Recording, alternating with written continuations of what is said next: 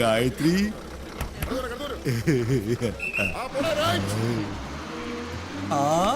ഇതാര്? ബാലൻകുട്ടിയാ? തന്നെ ഇവിടെ കാണാറില്ലല്ലോ.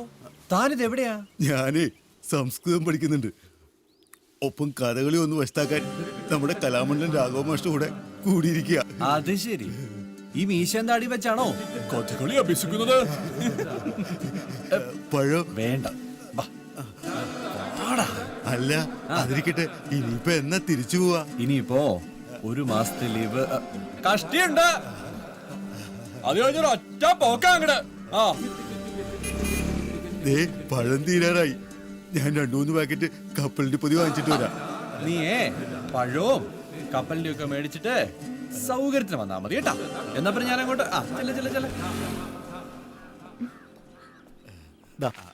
പൈസ എടുക്ക്. പൈസ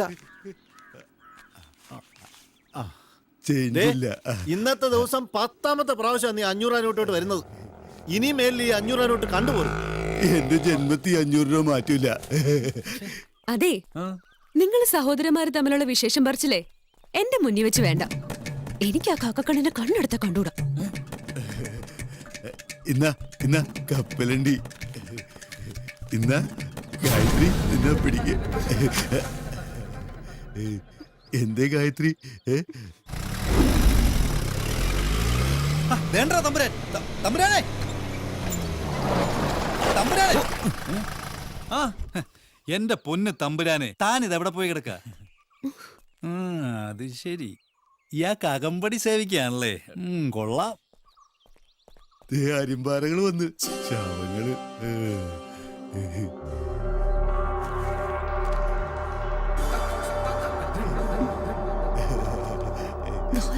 നീ ഇവനെ കണ്ണ് കിട്ടാതിരിക്കാൻ കൂടെ കൊണ്ടു കിടക്കാണ്.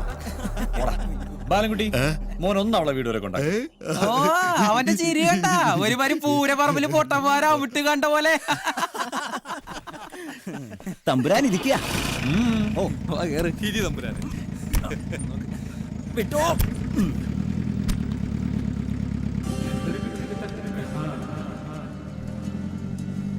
ഗായത്രി പതുക്കെ പോ.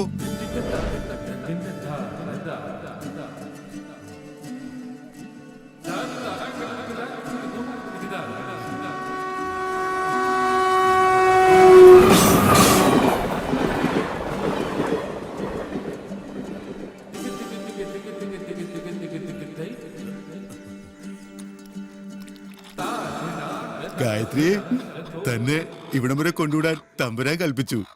അടിയനങ്ങ് പാലിച്ചു. പിന്നെ ഞാൻ മേടിച്ചിരുന്ന കപ്പലിന് ഗായത്രിക്ക് വേണ്ടെങ്കിൽ ഇവിടുത്തെ കോഴികൾ തിന്നട്ടെ.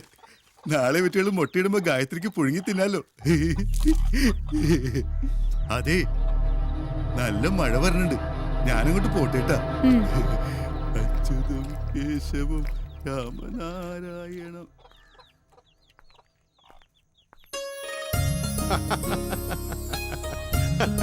അതെ, ഈ ഭദ്രം വെറുതെ പറയുകയല്ല, ഭൂമിയുടെ നിലവാരം നോക്കി വില പറയും. ഇപ്പോ ശവപ്പറമ്പിന് പോലും ലക്ഷങ്ങള്. ആ സ്ഥിതിക്ക് നമ്മൾ കണ്ട ഭൂമി അത്ര മോശമൊന്നും അല്ല. ഇതാ നമ്മൾ തമ്മിലുള്ള പ്രശ്നം. മണ്ണ് പണത്ത് നോക്കി വില പറയാൻ പെരുന്തച്ഛന് തായ് വഴി പിറന്നവരാരും ആലത്തൂരിലില്ല. പിന്നെ നാട്ടുകിടപ്പനുസരിച്ചുള്ള വില അതെന്തായാലും കൊടുത്തേക്കാം. ഇത് നമ്മുടെ കല്യാണിയല്ലേ? ശിവ ശിവ, എന്താ ഒരു മാറ്റം! തീരെ ചുക്കിച്ചുളിഞ്ഞല്ലോ കല്യാണിയെ. എന്റെ ആലത്തൂര് കാർന്നോരെ, പല്ല് കൊഴിഞ്ഞ് സ്വർണം കെട്ടിയാലും എടുത്തു പൊക്കാൻ ആശാരിയുടെ വടി തന്നെ വേണം. ഭദ്ര, അതവള് നമുക്കിട്ടൊരു പഴയ താങ്ങ് താങ്ങിതാ. ആലത്തൂരിലെ അടുക്കളക്കാരി അല്ലായിരുന്നു അവള്.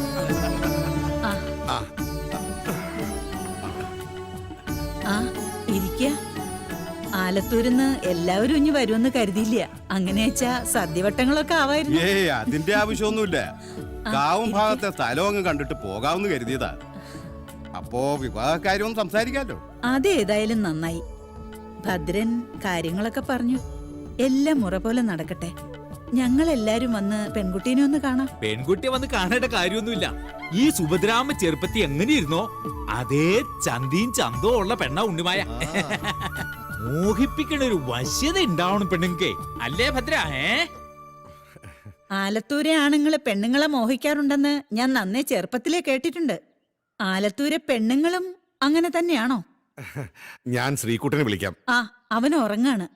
ആ കല്യാണി, വേണ്ട സുഭദ്രേ, ഉറങ്ങുന്നവരെ ഉണർത്തുന്നത് ബ്രഹ്മഹത്യാ പാപത്തിന് സമ. ഞങ്ങൾ അങ്ങോട്ട് ചെയ്ത് കണ്ടോളാം. കാണേണ്ട കാര്യമൊന്നുമില്ല, ചെറുക്കം മിടുക്കനാ. അത് ശരിയാ. എന്റെ ചേച്ചി, ഇനി ഒന്നും ആലോചിക്കാനില്ല.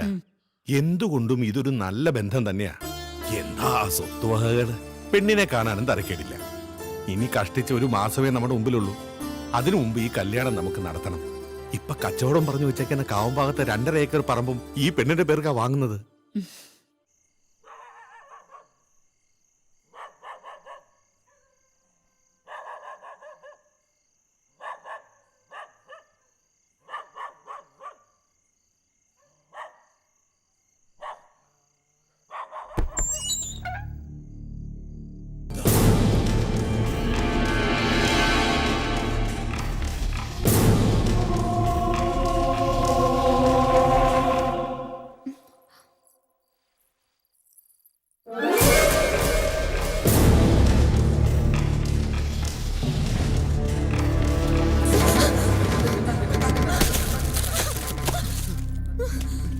ഗായത്രി വല്ലാണ്ട് വേദനിച്ചുട്ടോ. ബാലകുട്ടി പോവാ.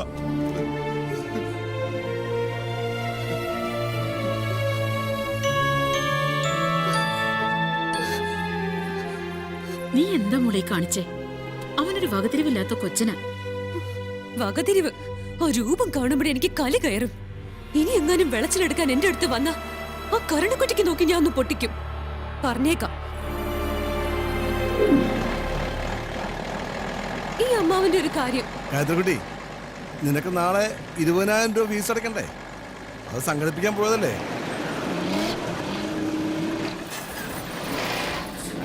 എന്ത് പറ്റിയോ ആവോ?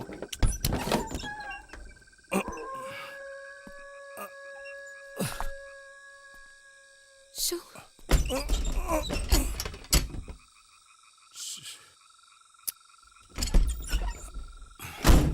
മോളെ, അമ്മാവന് ഇത്തിരി വെള്ളം എടുത്തിട്ട് വരാം.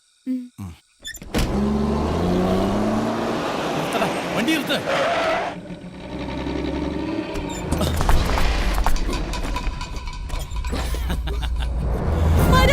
വാടി എന്റെ മോളെ.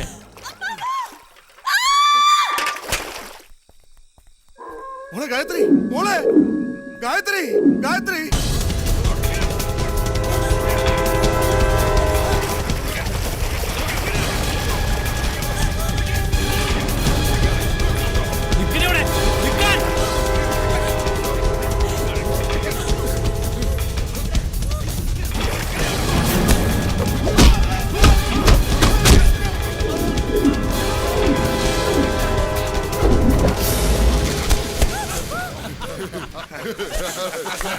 ഇങ്ങനെ അങ്ങ് പോയാലോ മോളെ?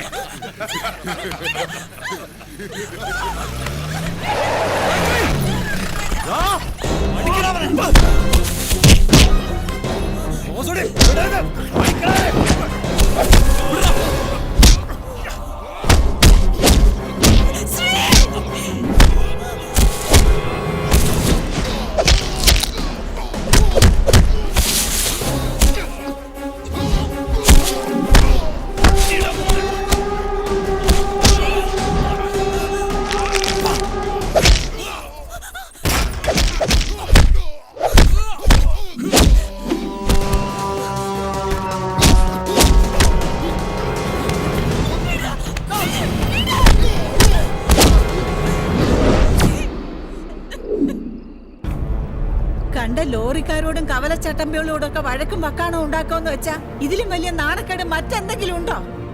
ശ്രീകുട്ടാ, ഞാൻ നിന്റെ അമ്മയാണ്. നിന്റെ അമ്മയാകുന്നതിന് മുമ്പ് വാഴും കോവിലെടുത്ത രാജശേഖരന്റെ മോളാണ് ഞാൻ. ആ സുഭദ്രയാ പറയുന്നത്. നിന്റെ അത്ര പഠിപ്പ് ലോകപരിചയം ഇല്ലെങ്കിലും അതൊക്കെ മനസ്സിലാക്കാനുള്ള കഴിവ് ഈ സുഭദ്രയ്ക്കുണ്ട്. കണ്ടവരുമായി വഴക്കൂടാ നിന്നോട് ആരാടാ പറഞ്ഞേ? തോന്നിവാസം അല്ലാതെന്താ ഇതിനൊക്കെ പറയാ? നാട്ടിലുള്ള ആരൊക്കെ തമ്മിൽ എന്തൊക്കെ പ്രശ്നങ്ങളുണ്ടാവും? അതൊക്കെ തീർക്കാൻ നീ പഴയ പ്രജാപതി ഒന്നും അല്ലല്ലോ. വാഴും കോവിലെടുത്തിന് അതിൻ്റെതായ അന്തസ്സും ആഭിജാത്യവും ഉണ്ട്. അത് കളഞ്ഞു വിളിക്കാൻ ഞാൻ ആരെ അനുവദിക്കില്ല. അതിന് തുനിഞ്ഞവരെ ഇരിക്കാൻ പെണ്ണം വെച്ച് കളഞ്ഞിട്ടുണ്ട്. അത് നീ ഓർക്കണം. അതിനിപ്പം ഇവിടെ എന്ത് സംഭവിച്ചു അമ്മ പറയുന്നേ? ഏതോ ഒരു പെണ്ണിനെ ആരൊക്കെ കയറി പിടിച്ചതിന് നിനക്കെന്താടാ? ഏതോ ഒരു പെണ്ണിനെ ആരോ കയറി പിടിച്ചെന്നോ? എന്നാ അമ്മയ്ക്ക് തെറ്റി. അവൾ ഏതോ ഒരു പെണ്ണല്ല, ഈ വാഴയും കോവിലെടുത്ത തന്നെയാ. ഇവിടുത്തെ പഴയ പത്തായപ്പരയെ കൂട്ടിട്ടിരിക്കുന്ന നെല്ലില്ലേ, ആ നെല്ല് വിളിക്കുന്ന ഭൂമിയുടെ നേർപകുതി അവകാശി. എന്തോ നേർപകുതി അവകാശിയോ? ആ എണ്ണം കെട്ട ജന്മങ്ങൾക്ക് സൂചി കുത്താനുള്ള ഇടം പോലും കൊടുക്കില്ല ഞാൻ. ഈ വാഴും കോവിലിടം നാടരക്കി ഭരിച്ചിരുന്ന വലിയ തമ്പുരാക്കന്മാർ ജീവിച്ചിരുന്ന സ്ഥല. അങ്ങനെയുള്ള ഈ ഇടത്തില് ഒരു തേവിടിച്ചിയുടെ മകളും കയറി നിരങ്ങാൻ ഞാൻ അനുവദിക്കില്ല. എന്റെ കൊക്കിൽ ജീവൻ ഉണ്ടെങ്കിൽ ഞാൻ സമ്മതിക്കില്ല. നിനക്കറിയോ, എന്റെ അച്ഛൻ രാജശേഖരൻ തമ്പുരാൻ ആയുസ് തീർന്നല്ല മരിച്ചത്. മൂത്ത മകൻ ശേഖരനാണ് നാടകക്കാരി സുജാതയെ വിവാഹം കഴിച്ചെന്ന ഒറ്റ കാരണത്തിനാ എന്റെ അച്ഛൻ ഹൃദയം പൊട്ടി മരിച്ചത്. ആ രാജശേഖരൻ തമ്പുരാൻ പണ്ട് മറ്റൊരു വിവാഹം കഴിച്ചിരുന്നു, പട്ടാമ്പിന്ന് ഒരു വെളുത്തെടുത്തിനെ, അതായത് ഭദ്രമാമ്പയുടെ അമ്മേനെ. അന്നാരും ഇവിടെ ചങ്കോട്ടി ചത്തില്ലല്ലോ. എന്താണ് പറഞ്ഞത്?